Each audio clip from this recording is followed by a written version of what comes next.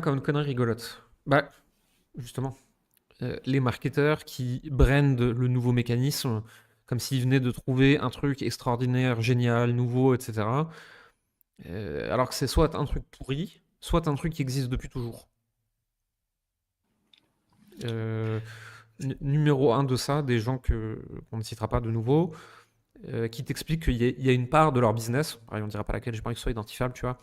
Et en gros, ils disent que en embauchant des ingénieurs de la NASA, ils ont trouvé une faille secrète, magique, extraordinaire, etc. Et ils brandent ça comme étant l'avantage concurrentiel de rentrer dans leur product. Et en fait, nous, on a appris en off que ce qu'ils disent à leurs équipes qui sont en charge de ce truc-là, c'est on n'a pas la moindre idée de ce qu'on fait, démerde-toi. Ouais, ouais, c'est ça.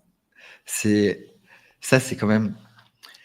En plus, sur ce sujet, je rebondis, mais euh, ce genre de personnes, si tu deviens client, eh bien, si vraiment ils avaient un secret, ils refusent de te le donner.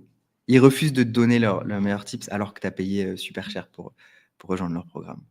Imagine, imagine toi en tant que client, toi qui regardes la vidéo, tu payes, je sais pas, 5, 6, 10, 20, 30 000 euros peut-être pour intégrer un programme dans lequel tu es censé apprendre à avoir développé des compétences, peu importe quelles compétences. Et une fois rentré dans ce programme, la personne te dit: ah non, non, ça, je peux pas te le donner, ça, c'est trop secret. T'as payé 30 000 euros, mec. What the fuck? Et imagine, Ça, vas-y, vas-y. c'est un des trucs que j'ai le plus entendu, ça, dans certains types d'accompagnement, de mastermind, de programmes, etc. Pas trop en France, hein, plus à l'international. Ah non, ça, je dis pas. Ah, pourquoi t'es là alors? Ouais, ouais, moi, ça me trigger. Franchement, quand je bosse, même quand je bosse avec des partenaires et tout, et que j'intègre du coup l'équipe, et que quelqu'un me dit ah non, non, ça, je peux pas te le dire parce que toi, tu bosses avec telle autre personne, ça me trigger. Je me dis, putain, mais on est une équipe, on est censé élever le business, Ouais, ouais, et tu veux moi, faire je de sais la de qui tu rétention parles. d'infos. Moi, je sais de qui tu parles. Il fait ça juste pour te faire chier parce qu'à chaque fois que je le vois, il me dit que du bien de toi et il t'encense. Et à chaque fois que tu le vois, il te dit ah non, ça, je peux pas te dire. Et je pense qu'il fait ça vraiment juste pour te casser les couilles. Ouais, ben voilà, ça me casse les couilles, il le sait. Donc ça marche. Beau gosse. Chapeau, chapeau.